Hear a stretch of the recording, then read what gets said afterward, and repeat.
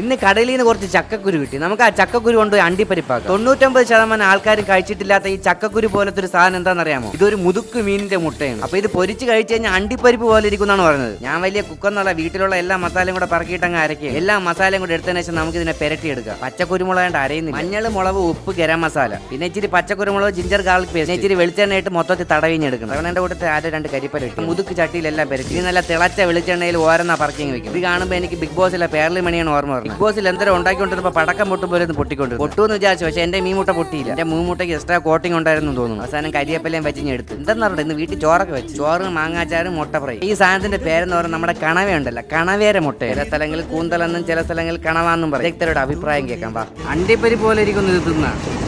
അണ്ടിപ്പരിപ്പ് തോറ്റോ?